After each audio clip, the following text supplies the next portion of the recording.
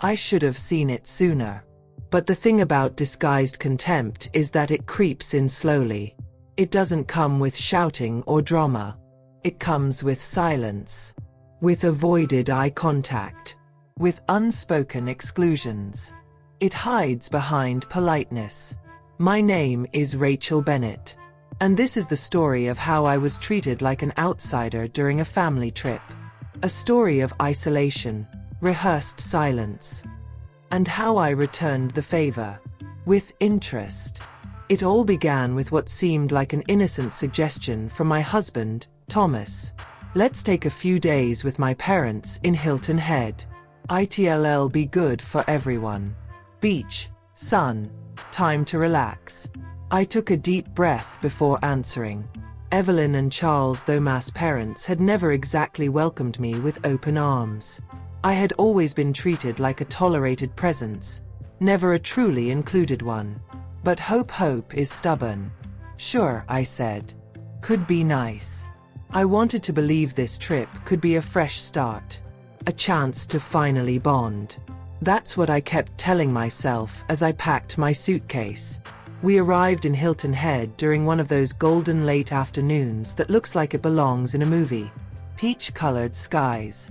Palm trees swaying gently. The sound of waves in the distance. The resort was elegant and upscale. Smiling staff greeted us with glasses of champagne and scented towels. On the way to the rooms, Evelyn walked ahead with quick, determined steps, as if she were racing time itself. Charles followed behind, talking about the weather. Thomas walked next to me in silence. Not a peaceful silence, but the kind that comes from avoidance. That evening, we had dinner at the resort's finest restaurant. The hostess led us to a long wooden table, decorated with candles and flowers. As I stepped forward to sit next to Thomas, Charles raised his hand. "Oh, I think there's been a mistake. She'll need a separate table." I froze. I blinked, unsure if I had heard him correctly. I smiled awkwardly, waiting for someone to say it was a joke. But no one did. Evelyn didn't even lift her eyes from the menu. "That's how we do things," she said. "Everyone in their own space. Keeps things organized." I turned to Thomas, expecting anything. But he just sighed, like this was all perfectly normal. "It's just their way, Rachel. Let it go." And just like that, I ended up dining alone. At a small table in the corner of the room, pretending not to hear their laughter echoing across the space as if I didn't exist. The next morning, I woke up early and forced a smile. I grabbed my light sweater and headed to the restaurant, excited about the idea of a group breakfast. Maybe the previous night had been a misunderstanding. But the restaurant was empty. I texted Thomas.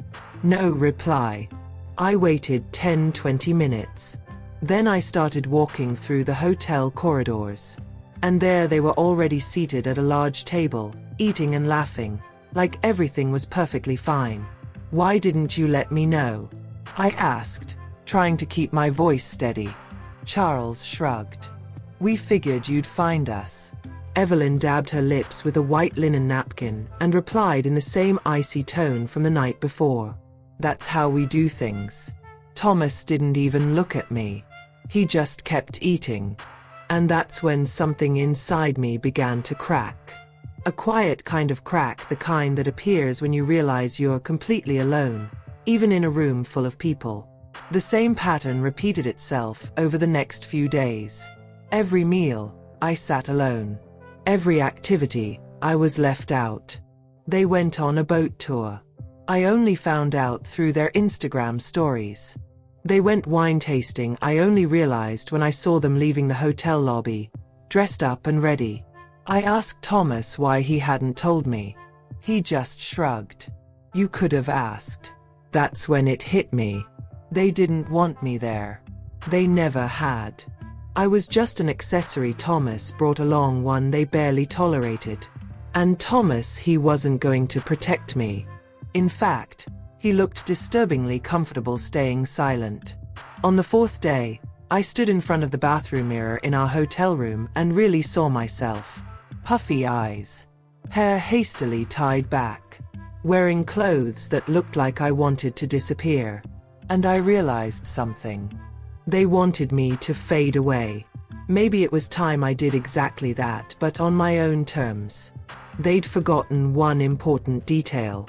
The entire trip hotel bookings, rental car, restaurant reservations, even Evelyn's spa day had all been arranged by me. Everything was under my name. On my credit card. I walked back to the room, grabbed my laptop, and started canceling. I cancelled their hotel stay, cancelled the car, cancelled the special dinner for Saturday night, cancelled the spa. One by one, I erased the luxuries they never once offered me. That evening, while they were toasting in the restaurant, thinking everything was under control, I was already on the highway to Charleston. I booked a suite just for myself, ordered room service, and sat on the balcony with a glass of wine. The sound of the waves was my only company. For the first time since the trip began, I felt peace. The next morning, my phone started buzzing non-stop. Thomas, Evelyn, Charles. I ignored every call. I could picture the scene. Charles being woken up by a hotel staff member. Mr. Bennett, there seems to be an issue with your reservation. Evelyn checking her phone only to find a flood of cancellation emails. Thomas trying to make sense of everything while his parents shouted in the background. Meanwhile, I was enjoying breakfast with an ocean view. Alone, but this time by choice. Later, I finally checked the messages. One stood out. It was from Lily Thomas' cousin. Rachel, I heard what you did. And honestly, well done. Seriously, well done. I was surprised. Lily had always been distant. Neutral. I replied. You knew what was happening? That's when she told me something that turned my stomach. She said, Thomas' parents did the exact same thing to his ex-wife. Isolated her. Mocked her. Treated her like she didn't exist. It happened on a trip just like this one. After that, she filed for divorce. I stared at the message, reading it over and over. Thomas had always told me his first marriage ended peacefully. Just differences they couldn't work through. He painted his ex as overly sensitive, dramatic, hard to deal with. I never questioned it. But now, it all made sense. This wasn't just their way. This was a pattern. Later that evening, Thomas called. I answered for the first time. I wanted to hear the enemy speak for himself. Where are you? He asked, straight to the point. Charleston, I said. Silence. Then a deep breath on the other end. You cancelled everything? Yes. Do you even realize what you caused? My parents have nowhere to stay. We don't have a car. No dinner reservations. Oh, sounds inconvenient, I said with cold sarcasm. Now you know how it feels. There was a pause. I think he realized I was giving back what they'd given me. You need to come back. We can talk. I can fix this. No. Thomas. You can't. I hung up. That night, I couldn't sleep. I kept thinking if he lied about his past marriage, what else had he lied about? I grabbed my phone and searched Facebook for his ex's name. Emily Whitmore. Her profile was private. But among the mutual friends, I found her sister Claire. Claire's posts were public. One post had a photo and the caption, "Never let a man's family destroy you." My sister deserved better. We tried to warn her. Never again. My heart pounded. I scrolled through the comments. There it was. Lily's comment. At least now she's free. That was it. I wasn't the first. And if I stayed quiet, I wouldn't be the last. The next morning, I got a call from an unknown number. I answered, my heart racing. Mrs. Bennett? This is Officer Daniels from the Hilton Head Police Department. Your husband filed a missing person report. Can we confirm that you're safe? I sat down, dizzy. Missing? No. I left willingly. I'm in Charleston. My husband knows exactly where I am. He's been calling non-stop. There was a pause. Would you like to file a no-contact request? I looked out at the ocean through the window. Took a deep breath. Yes, I would. That's when I truly understood. Thomas wasn't worried about me. He was worried about control. Moments later, more messages came in. From Evelyn. I can't believe you embarrassed our family like this. Then another. You forced Thomas to involve the police. Do you know how that looks? And then one that sent a chill down my spine. If you don't come back, Thomas will make things very difficult for you. A threat. Clear. Cold. I stared at that message for a long time. I had thought I was dealing with passive disdain. But now I saw the truth. I was dealing with manipulation. And so, I replied, perfect. Let's see who makes things more difficult. The next day, I booked a private conference room at a Charleston hotel. It was time to pull the curtain back on their little performance. I invited everyone: Thomas, Evelyn, Charles, and Lily. I sat at a polished wooden table with just a bottle of water and a folder full of screenshots, messages, posts, comments. When the door opened, Thomas entered first, his expression hard. Behind him came Evelyn and Charles, visibly tense. Lily was last. She gave me a quick look, almost like support. What is this? Thomas asked. A conversation. The one you all avoided until now. I placed my phone on the table, opened the folder, showed them the screenshots. Evelyn's threats, Claire's posts, Lily's comments. All of it. Charles crossed his arms, clearly annoyed. That's all in the past. Not when you keep doing it, I replied. Evelyn scoffed. You're being dramatic. You've always been too sensitive.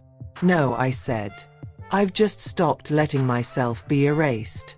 Thomas tried to step in. Rachel, listen, I can fix this. I can make it all go away. You never protected me, Thomas. You don't get to fix what you enabled. He reached for my hand. I pulled away. No. Today I'm the one speaking. Lily, silent until now, finally spoke. They did it to Emily.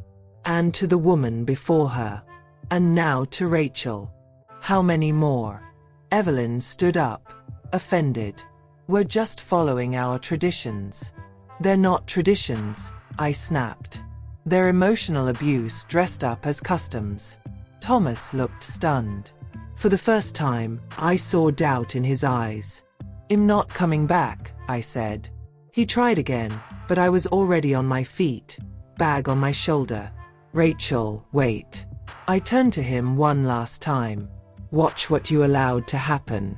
And then learn to live with the emptiness you helped create. I walked out. And I didn't look back. 6 months have passed since that day. The divorce was finalized quietly, without drama. Thomas tried to stall the process.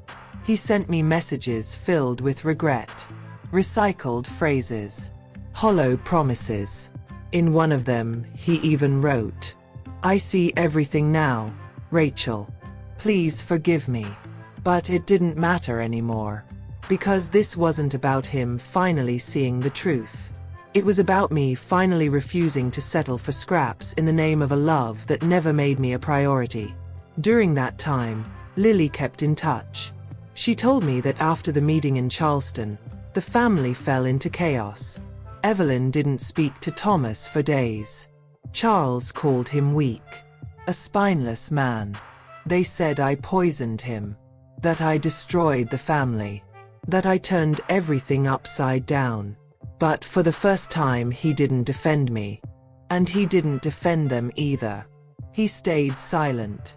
And that silence said more than words ever could.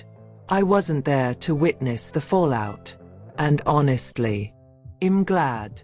While they dealt with their own toxicity, I began rebuilding my life. I moved to Charleston for good. Rented a small apartment filled with sunlight. Reconnected with old friends, the ones I had drifted from because of Thomas' demands. I started taking pottery classes. Something I'd always wanted to do. But he once called a waste of time. I reconnected with myself. I laughed again. I slept peacefully. And most importantly, I started listening to myself. Something I hadn't done in years. One Saturday night, months after it all, I got another message. Unknown number. Short text. I get it now. I'm sorry. I looked at the screen for a few seconds, then deleted it. No anger. No bitterness. Just peace. Because I didn't need his apology anymore. Because for the first time in a long time, I was enough for myself. This story started with silence. The kind that erases you little by little. But it ended with a different kind of silence. The one that comes when you choose yourself. When your inner peace speaks louder than any late apology. And today, if you asked me whether I'd do it all over again, my answer is simple. Yes. And even faster this time. Because no one, absolutely no one, has the right to make you feel invisible. And if they try, remember this.